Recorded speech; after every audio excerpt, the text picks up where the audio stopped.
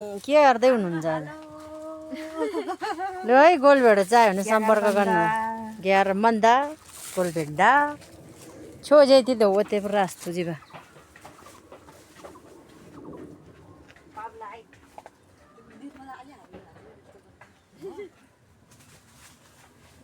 उसलाई हरि हरि दिनु मलाई